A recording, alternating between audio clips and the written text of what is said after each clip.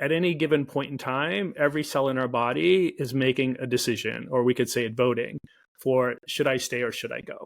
And go would be apoptosis.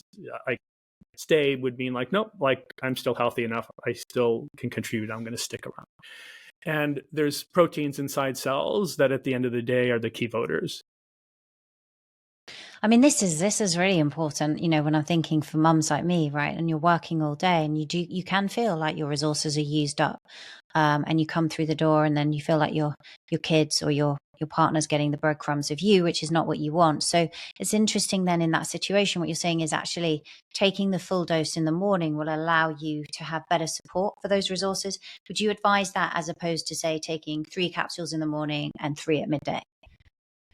I think it's always important in that you would know, I'm sure this, your mileage may vary, be a common acronym in the nootropic community, YMMV. And what that basically means is your experience, mine, the listeners could all be slightly different. So it's always important to run our own experiments and see what works best for us. I know what works perfectly fine for me is just taking them all at one time. And I would be someone, if I take caffeine, say, noon, early afternoon, it tends to punish me with trying to fall asleep when I would normally like to fall asleep. So that strategy doesn't work great for me and may work really well. I know I have friends that could drink caffeine at dinner and have no problem falling asleep. So, but maybe they're not sleeping quite as restfully. Yeah, I would guess. I think some mums like myself listening to this will be thinking about their teenage children or even their maybe young adult children who are at young university, should I say, young adult, can't get the words out, of uni, and whether they could take a nootropic or whether there's like a restriction on age with a developing brain. Anything you would share around that? With quinine, we label it for adults 18 and older, really only because some of the compounds in it have not been studied in developing brains, like children and teenagers. Others, like lutein, have. So because of that, we just like to be cautious. That said, I do know naturopathic doctors in the US that have used quinine with teens 16, 17 years old. And definitely by 18 and older, we're very comfortable with quinine. And yeah. Interesting. That's super helpful. So interesting there where we're talking about the long-term benefits for the brain of some of these compounds. You mentioned like the lutein and the zeaxanthin. Switching gear a little bit now into thinking longer term, thinking longevity. One thing you and I were chatting about offline that I'm really keen to chat to you about is this concept of senescent cells and what's happening, because this is something with the aging process that we're all kind of accumulating. These can turn into zombie cells. Can you give us a kind of a picture of what's going on there? What are senescent cells? Yeah, so senescent cells really are defined by 3 things. One is they resist cell death. So cells, just like us, are born, live their productive lives, and then eventually get worn out and go through cellular death. That's a process called apoptosis, which comes from a Greek word that means falling off, in the sense of a fruit or leaf falling off a tree when its job is done. So 1, they resist apoptosis. 2, they're cells that have typically been stressed a lot. So they would be thought of as unrepairable cells. And the third thing is senescent cells, in the context of aging, secrete really inflammatory compounds into the environment surrounding them. So senescent cells, those are the 3 things, like resisting death, secreting these compounds. And then, the other one is they're so stressed, they're unrepairable. And because of that, they're not allowed to make offspring cells. So they don't, create new cells. So that a senescent cell, has those characteristics. And why that's important is because ideally worn out cells should go through that falling off process. Then there's room for new cells in our tissues, and new cells are born and then are healthy and do their job. Senescent cells, sometimes are referred to as zombie cells, are counterproductive to tissue health, because now you have this inflammatory cell that's taking up space, using resources, and instead of contributing to healthy function, is contributing to the inflammation that is one of the key things that makes us feel and function in an older way. So I don't know if any of that was confusing, but a simple way to think of a senescent cell is a stress cell that should have gone through cell death and somehow figured out a way to outsmart that. And because of that, it's hanging out in our tissues and causing a lot of disruption. And what scientists have found is as we get older, more and more of these zombie cells accumulate in our tissues and contribute almost across the board to every issue that commonly occurs with aging, whether that's cognitive decline, heart issues, joint discomfort, you name it. So these cells, just so I'm clear, with senescent cells, is they are utilizing resources. They're resisting death, as you say, apoptosis, and they're creating inflammation in the body and thereby being associated with some of these diseases. Contrasting, right, to that cell, from what you're saying, has no capability to divide and birth new cells. So very different then to a cancerous cell, which has the ability to rapidly divide and create disease, create cancer in the body. So it's a different mechanism, right? They're sort of sitting there, taking up space, utilizing resources and creating inflammation, releasing these cytokines, and that's contributing to the aging process. Yeah, so cancer cells would be another type of stress cell that also resists cell death, but then, like you said, multiplies. So kind of it used to be thought that cellular senescence was an anti-cancer mechanism because of that. That would be if a cell gets really stressed and is not repairable, we don't want it to make copies. So, from that perspective, it was thought, cellular senescence would be good, a better outcome if something's stressed. And that's probably really true in younger organisms. As we get older, because of that contribution to inflammation, senescent cells cause more problems than they solve, is how it looks right now in science. But yeah, so, okay. And I don't know if this would help, but I think of like us, cells are constantly stressed by different things. And when they're stressed, they have a couple different doors that they might walk through, depending on, how resilient they are and their resources. And door number one, and you hear this in the biohacker space in the US, would be hormetic stress, right? Like a low amount. And that goes back to that Yerkes-Dodson idea, right? Like a low amount of stress. And if the cell has enough, resilience built in, it's going to try to adapt to that, toughen itself up, make more antioxidants, things like that. If stress was more than that, it's probably going to get damaged a little bit, which is fine. Cells have mechanisms like autophagy, DNA repair mechanisms to repair some damage. So door number one is just stress. I got this. I got, fitter, more resilient from the stress. Door number two is okay, the stress was a little more than I could handle. I took some damage, but I got it. I can repair that. Door number three is the stress is so much, the cell's no longer repairable. So, door number three would be the door that if stress is high enough, some cells will go through and become senescent. And then door number four is the stress was so crazy high that the cell just destructed because of that. So think trauma for door number four.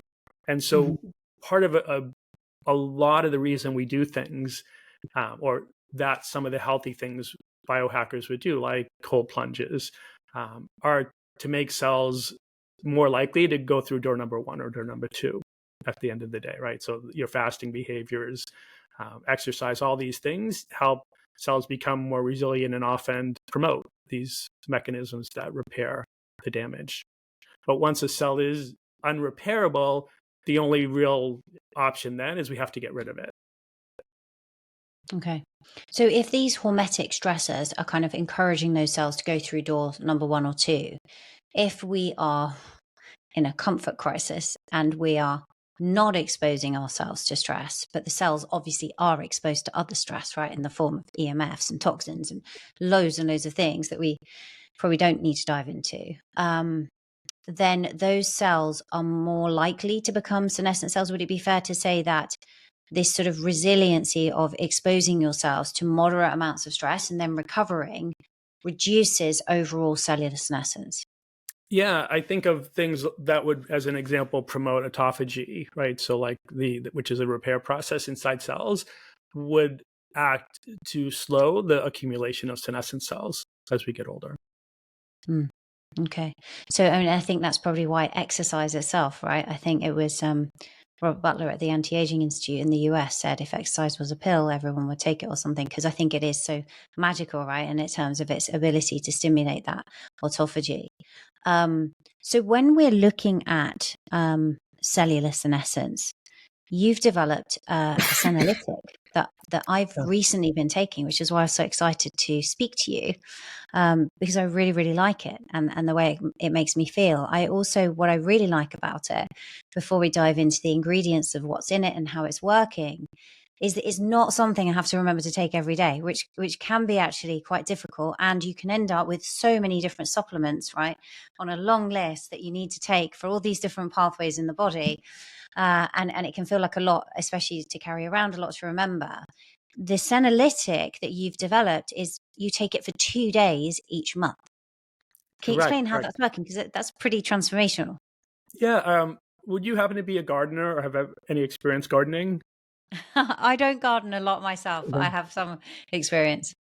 Okay, so the our at Qualia, our head of marketing is an avid gardener. So when we were developing Qualia Senolytic, I was wanting to explain it to her in a way that might make sense to her. So maybe this will make sense to some listeners.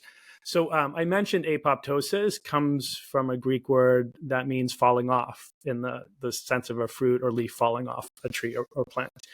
And that senescent cells should go through apoptosis. That one of their characteristics is that they resist that. So the analogy that I used with her is like, okay, like you're a great gardener, you go out to your garden today, all of the leaves on all the plants, vivid green. It's like, oh, I'm such a good gardener. And now next week you go out to check on things and you see, oh, one of these poor plants has a couple yellow leaves on it. And think, oh, well, that's not good. And ideally the yellow leaf should fall off the plant, right? Because now it's no longer healthy. It's no longer doing its job, but it is still using a lot of resources. And yellow leaves often then attract pests, right? That if you're not careful, Mm. those pests spread to other healthy leaves. Okay. So now another week goes by and you go out and there's even more yellow leaves. And so what would you do as a gardener? And the answer is you would prune the yellow leaves away, right? To make room for new growth. Still want to get to like why, that plant may have yellow leaves. And what senolytics and senescent cells are in that analogy, the senescent cells are like those yellowing leaves. They should have fallen out of our tissues. They didn't. And they're now going to cause other nearby cells to become senescent. That's also part of the reason they're called zombie cells. And so senolytics was an idea that Mayo Research and Scripps Institute of Aging scientists came up with. And the idea is these are compounds that when we take them orally, will get the yellow leaf to finally fall off the plant. So fundamentally act like the gardener that comes out and prunes them away. And so because of that, we don't need to prune a plant every day to keep it healthy. We just need to do it periodically to make sure that we're getting rid of the yellow leaves and allowing room for new growth. So that was baked in from the beginning in the research from the Mayo Clinic as an example. And they referred to that intermittent dosing as hit and run. So the idea is you give a large amount of these plant polyphenols or whatever the senolytic compounds compressed in a small amount of time, and then you allow recovery from that. So unlike something like, maybe a medication or a hormone that someone would need to do every day to, stay healthy, all we need to do is get these cells to change their mind and finally go through this falling off process. And that doesn't take doing it every day any more than pruning a plant every day would be the best approach. Interesting. So that's how it works. Because I was wondering, and it's quite interesting because when I was looking on your website, just how many amazing reviews for this product there are on how people feel, and really quite quickly. What have you found is the average time? And I'm guessing that if you're a bit more into biohacking like me, you know it's doing the right thing, but you may not feel those benefits maybe as profoundly as, say, somebody who isn't eating great, isn't doing the practices we've just been talking about in terms of hormesis and things like that. Would they see a bigger benefit? What have you found? Because there are a lot of reviews on the site. Yeah, so this is the way I think about it. Many things, and allergies are an example of this, only cause issues that we're aware of when they pass a certain threshold. So, think of pollen. I don't think of myself as someone that's sensitive to pollen for allergies. So I typically don't get allergic symptoms during allergy season here in the Southern California. But if for some reason I was exposed to a massive dose of pollen, I would experience allergy symptoms. I would have just way surpassed my threshold. And many things are like that in health, that if we're below the threshold where we would notice something, we're not going to notice good or bad. And so when I think of senescent cells, that's how I think of them. If, as an example, joints would be a tissue that senescent cells are prone to build up in. And if they accumulate past a certain point, they cause issues with stem cells, repairing knees. And experientially, we then have what you might think of as old joints, right? Like less flexible, more uncomfortable. So if senescent cells are already contributing to that, our experience has been within 2 to 3 cycles of qualia senolytic, people will often notice a big relief in how their joints feel. If conversely, someone's amount of senescent cells in their joints are little to none, somewhere well below that threshold, they're not going to notice anything from qualia senolytic in their joints because there's nothing to notice any more than on a plant with one yellow leaf removing it. It's probably not going to make that plant feel a lot different. But if a third of the leaves were yellow, pruning that plant would make a huge difference. So because of that, depending on someone's age, what areas in an aging sense senescent cells may already be accumulating to, someone may experience a big impact on things like energy or joint comfort or emotions, or you name it. Someone else may not experience anything because they're just being a good gardener at that point, making sure the plant's staying healthy. Yeah, that makes sense. So it's really interesting. I mean, for anyone listening to this that wants to go and check it out, I know you have a lot of published like articles and studies on your website. You can also check out the reviews. Gregory's given listeners of the show kindly a discount of 15% off if you go to qualialife.com/Angela. And what I tend to do, right, the way that I'm taking it, before we dive into the ingredients that's in there, is I've just put it in my calendar because otherwise I would forget. So I've just seen it pop up next week for 2 days. I'm going to be taking the Senolytic. And I think that's just the easiest way.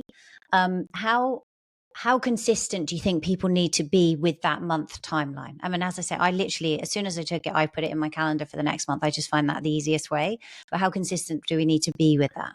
So I'm like you, I don't put it in my calendar, but I always do it the first weekend of every month. So and then those days, weekends, I don't take Qualia Mind, as I mentioned that earlier. I take it Monday through Friday. So it's a time that I'm normally not taking many supplements. And so I would say, again, it's going to vary.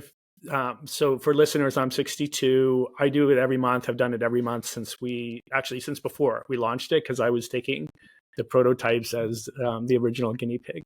And I just think of it as, almost like in my financial life, how some of my money just goes into investments every month for Greg's long-term financial health. I take Qualia Senolytic the first weekend of every month for my long-term health. And for if I was like 30-year-old Greg, then I probably would do it maybe once a quarter or once every 6 months, because younger Greg would likely not have had many senescent cells, doesn't need to prune things as often. By 40, then it's probably more important that we start to, invest in our health. And if someone already had, say, like a lot of joint discomfort, then what we've done in our studies is, at least initially, we've had them do it twice a month. instead of once a month to get things back a little bit, like healthier plants, so to speak, and then shift to once a month. And if you miss a month every once in a while, it's not a crisis. So the main thing, really is always going to be back to that idea of your mileage may vary. Like, you want to get something that works for your specific needs. And, yours, Angela, might be slightly different than mine. Some of our listeners will be different than both of ours.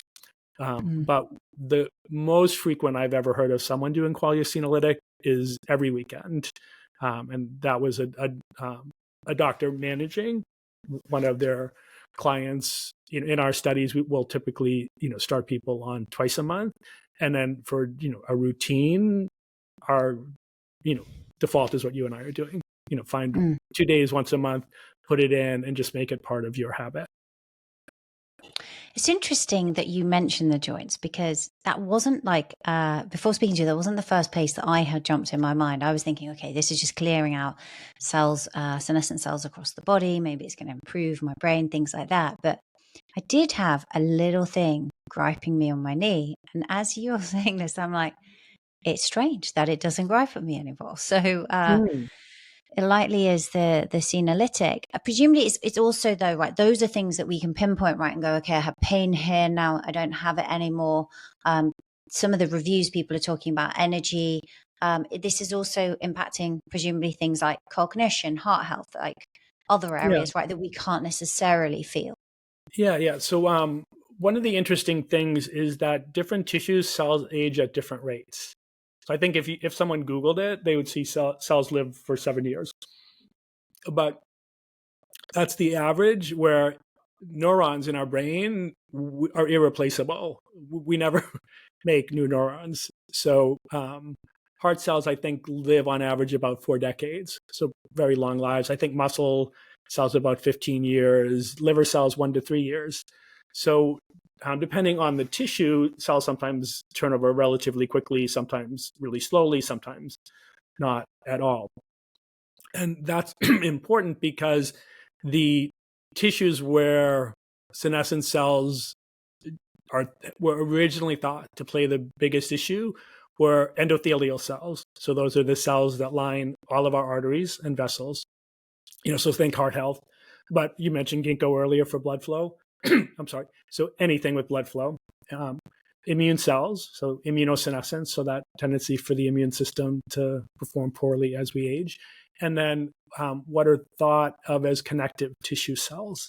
So connective tissue is skin and joints and the areas between tissues. And so because of that, joints are one of the more common areas, even historically, that senescent cells were thought to impact. And one experiment they did in animals was actually infuse senescent cells in joint tissue to see what happened. And the visual would be, it almost created like a wall over the senescent cells, over the stem cells. So the stem cells couldn't rejuvenate the tissue. And as a result, these young animals, became, arthritic fundamentally. So joints and connective tissue are really big areas for the immune system. The energy, I would say, is by far the most common, subjective thing that we hear from users and that we've seen in our studies. In one of our placebo-controlled studies, we had people self-rate the energy, and over 3 different dosing cycles, they responded that their energy levels were about 60% higher. And the placebo group was like 30% higher. So a much bigger difference than the placebo effect alone. Very interesting. Let's talk about some of the ingredients in it, right? So when I'm looking at it, so fisetin, that comes from strawberries, right? But you'd have to eat a lot of them to get it. Yes. Am I right? Many of the ingredients are polyphenols. Fisetin would be one of those. And strawberries would be, I think, what would show up if you Googled it as a food source, but there's not a high amount in those. And fisetin and polyphenols in general are plant defense compounds. So when a plant is more stressed, it would make more of those as its way to adapt to the stress. And so what you would naturally see for polyphenols is they tend to accumulate in parts of plants that are most likely to be stressed, so leaves and barks And bark would have historically been where fisetin would have been extracted from, because it's a yellow plant dye. It was originally, excuse me, it's from a German word that I think was the word for a yellow dye. Quercetin is another one, and quercetin, onions are usually thought of as a great food source. The quercetin in onion concentrates on the parts of onions most of us throw out, that outer layer of skin and the stems at the bottom. And so polyphenols are generally always going to be richer in the part of the plant that interacts most directly with the environment, since they're there to help it defend itself against environmental stress and pests and things like that. Oh, interesting. So with the onion, it's mostly contained in that root middle bit that is quite strong that most people remove, right? And then the outer part of the onion, even when you take off the peel, right, the next layer is quite tough. So often I'll quite remove it, but that's actually removing where the quercetin is in these two places. Yeah, so it'll be in the part we eat as well. It's just way more concentrated in the parts that we throw out. Okay, got you. And so this has concentrated dosage of both of these. Then it's got the curcumin. Is that from like an anti-inflammatory perspective? What's that playing a role in? So one of the interesting things, the original study where the term senolytic was coined, and again, senolytic, the idea is these are compounds that can finally get a senescent cell to change its mind and go through this falling off process. So in that original Mayo study where they said, we've found these compounds that do this, and we're going to call those senolytics. They identified quercetin as a plant compound in that, and something called dasatinib, which is an immunomodulator medication used for some types of cancer. But what they found is both were senolytic, and they weren't equally senolytic in all tissues. So as an example in that study, quercetin was effective for getting rid of senescent cells in endothelial tissue, but not in fat tissue, where dasatinib, it was the opposite. It was useful in fat tissue and not the other. So they had this idea right from the beginning that something can be a senolytic compound, and that doesn't mean it's going to impact senescent cells in all tissues. And so they put the two together, and it's called D and Q, would be that stack. That worked much better than either alone.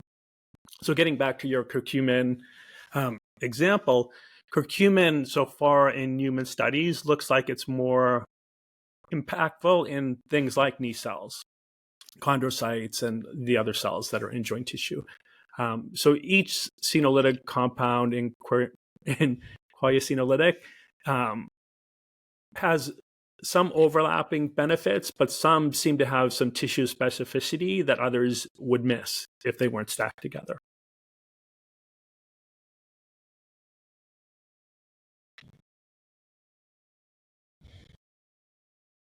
I think I lost you. Sorry. Some have some specificity that others don't have. Yeah. So that's so at Quayo, I just think it's a much better way to not just assume because something's senolytic that it's going to be equally beneficial in all our tissues.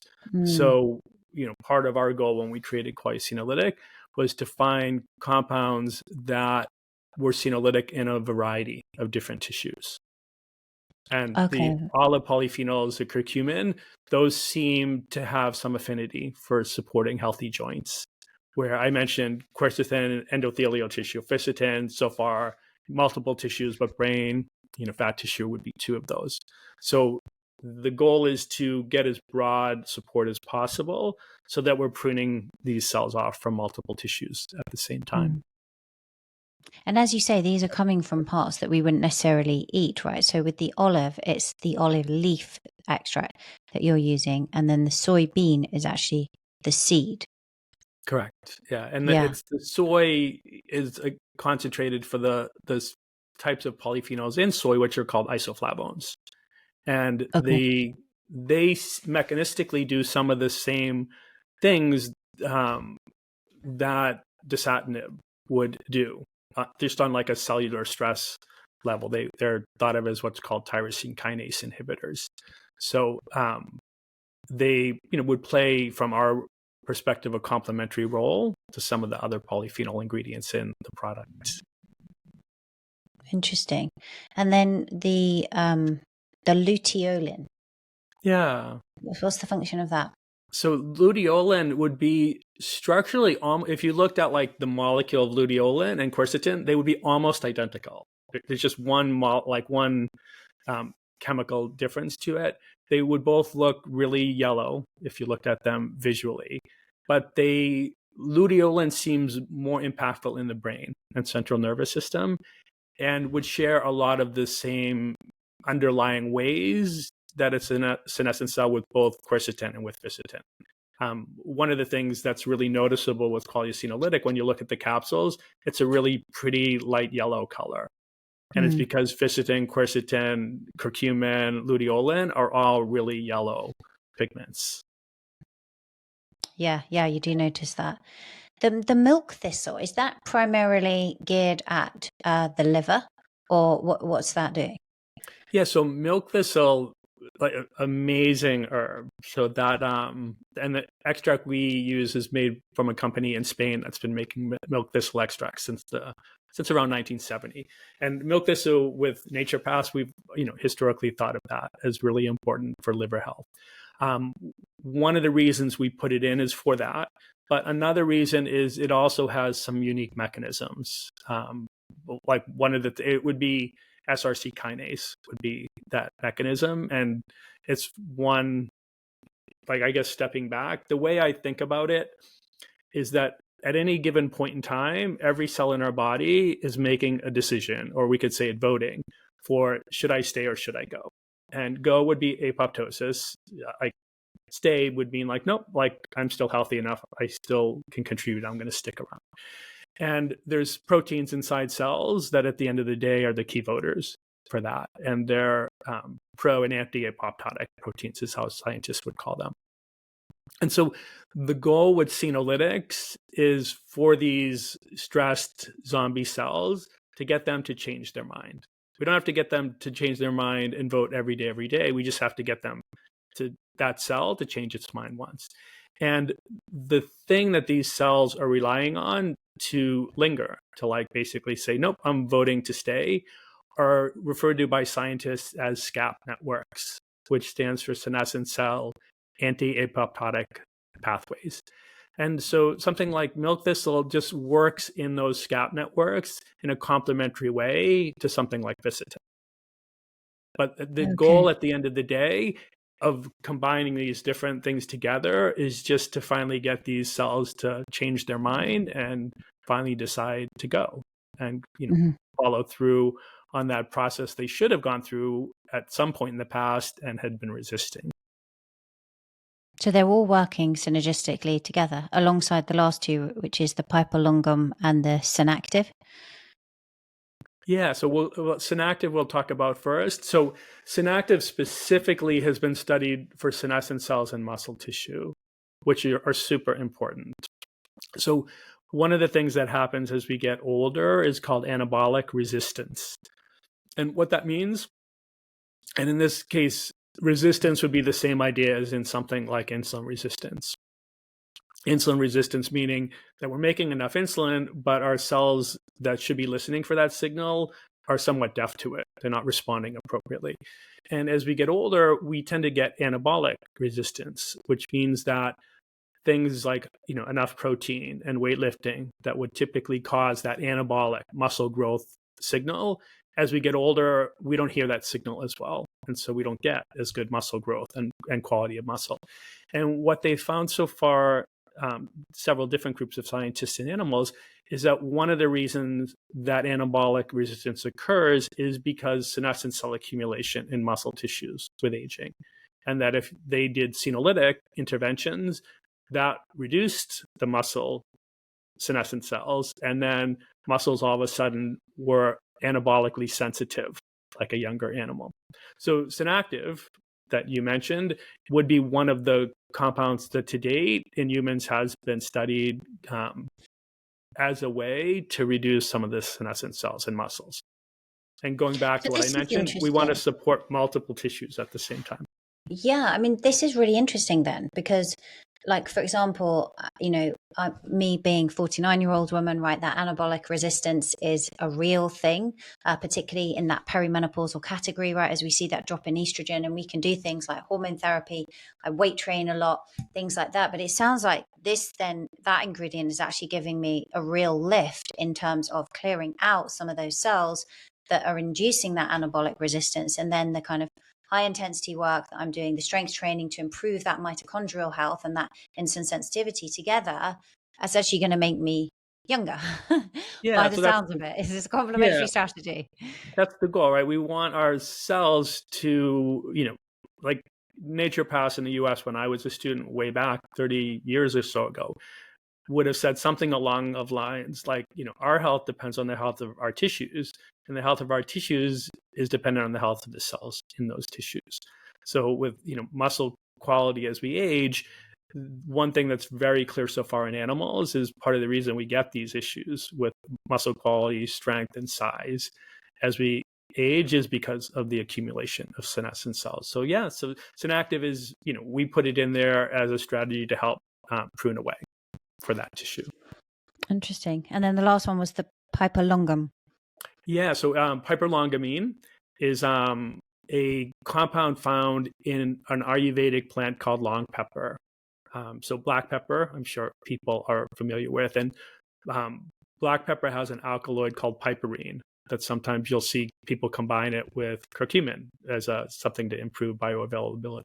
So piperlongamine is a different alkaloid, and one that it was actually the second plant compound that was identified as a senolytic. Quercetin was the first.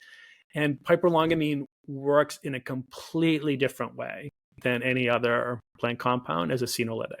So it's really a unique compound, and unique in terms of how it tends to correct this voting discrepancy inside cells. So I know for me, if instead of having as cool and comprehensive a product as we do in Qualia Senolytic, if I was told, oh no, you can only use 3 instead of the 9 ingredients, piperlongamine would 100% be in my top 3.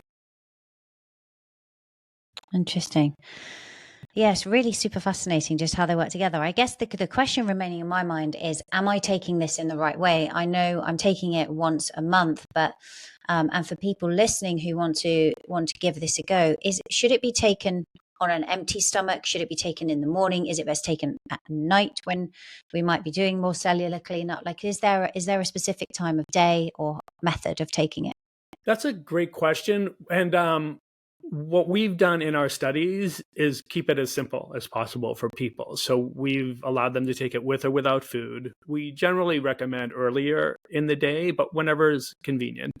And I've done it as I'm not one of those people that's sensitive to supplements. So I can take supplements on an empty stomach. I could take them as part of a day that I'm fasting, as an example. My intuition would be that there might be slightly better results if it was in like a fasting window, or towards the tail end of a couple-day fasting protocol. And none of that's particularly crucial. The only other timing thing that I'm aware of, and I heard this from a practitioner recently at a conference I was at, and what she said is some of her clients, would have maybe like some sense of a GI.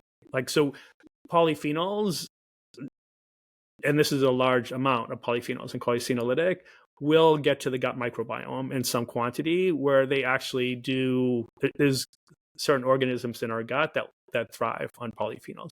But because of that, it's not unusual to see a change in stools, in the days doing or immediately after Qualia Senolytic. And so anyways, what she's, told me is that she has her clients take Qualia Senolytic at bedtime. And she feels like that's been her best strategy to make sure none of these even transient GI issues get mentioned by her clients. So I haven't personally done it at bedtime, but my next month I'm going to try it at bedtime. Just Interesting. What would those transient gut issues be? So what we've seen in our studies is like change of stool color, particularly because of all these yellow compounds in it. So like most people will notice a lighter stool. Sometimes it will be like a change in form, but on average, we haven't seen any more GI complaints in the placebo group or the senolytic. So I tend to refer to them as nocebo complaints, but what commonly happens in a study of anything, sugar pills, even as an example, there'll be a subset of people that will, mention GI issues, headaches, little more anxiety, things like that. So we track all of those in our studies, and we've not seen those change compared to placebo. But that grouping of things that you'd commonly see in a study are what we would see most commonly. So okay. I must say I didn't notice anything like that at all.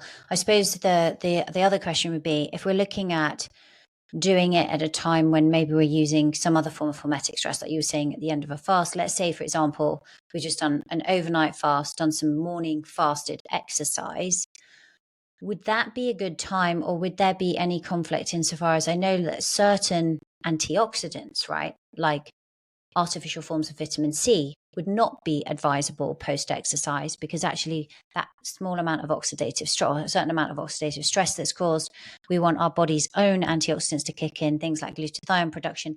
Would there be any downside to taking this immediately post-exercise? None that I can think of. So the truth is, science, senolytics, senescent cells is such a new field that how different behaviors stack with senolytic compounds, no one's really looked at. One of the interesting things with these plant compounds in senolytic is all of them also support autophagy, right? Like, which is I mentioned earlier, something that helps repair. So my sense is that these plant senolytic compounds anyways would naturally be almost additive towards the other strategies that biohackers do to promote autophagy, like fasting or exercising on, like during an intermittent fasting window. Yeah, interesting. Okay. Sounds like it's probably a good time to take it. I mean, I love the product. As I say, I absolutely love it. And I just love the fact that it's a 2-day a month thing. It's super easy. And your analogy of, in the same way I put down, money, I save it, I put it away, I invest it. It's an investment in your future from a health perspective. Is there anything we've left out here, Gregory? Anything I haven't touched on in the world of cellular, genetics, human performance that you think would be relevant? No, I mean, the way, so at a pretty young age, my dad was an executive, long commute, hardworking, but health wasn't one of the investments that he made. Like, he made like a great investment in our family, which I'm very appreciative for, in his financial well-being, and passed away at, age 68. So he didn't really get to enjoy his retirement years for very long. And even the last 3 years of that wasn't great health. And so at a pretty young age, I, wanted to duplicate some parts of what my dad did well, but not the health thing. So I started doing things that, like I mentioned, in the Navy that were somewhat unusual to try to stay healthy in that environment. And I guess the final message, if we want a different result than our parents or grandparents, or a different result than the vast majority of people have in, places like the US and Australia and Canada and Europe, we have to start doing more and start doing it younger, just like we would for financial health, right? Like, we don't wait till we're 65 to start thinking about that if we want to be comfortable when we're older.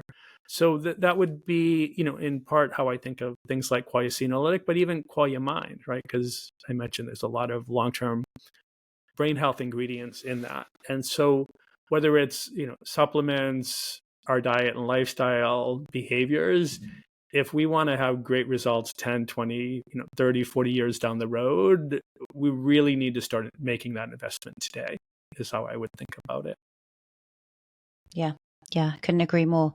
With the senolytic, I mean, you mentioned the Qualia Mind is for 18 plus. With the senolytic, you gave that difference. Someone who's 30, maybe they're taking it every 3 to 6 months. What is a good time to start thinking about taking a senolytic?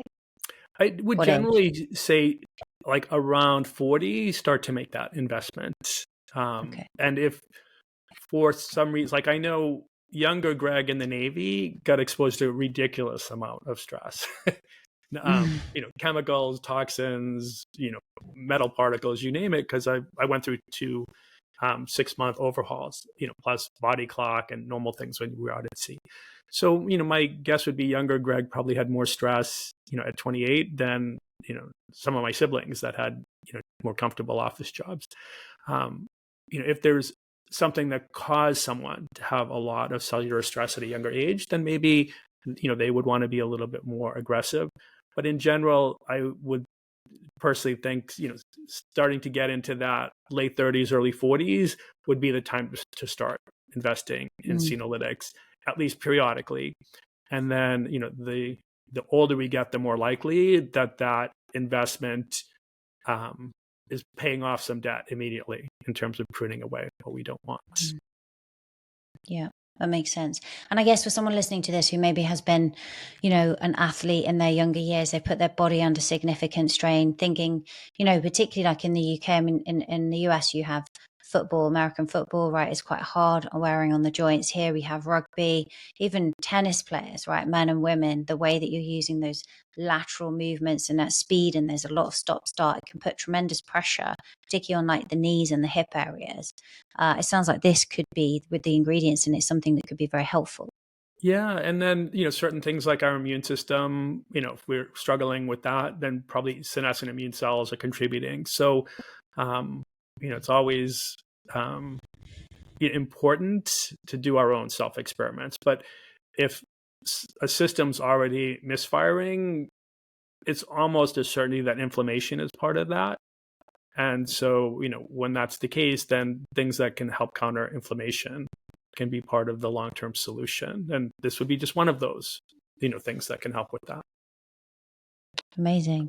Thank you. And just to let everyone know, I think you have so much information on your website. It's super, super helpful about all the products, the studies. So if people want to head over there to qualialife.com and go to qualialife.com/Angela, you can get a discount off all the products with Angela 15. I'm really loving them. I think you've cleared up a lot of my questions around how to really take these properly and get the most benefits out of them. Thank you so much, Gregory. You've been very generous with your time today. Thank you for coming on and sharing all this with us. Oh, my pleasure, Angela. Thank you for having me.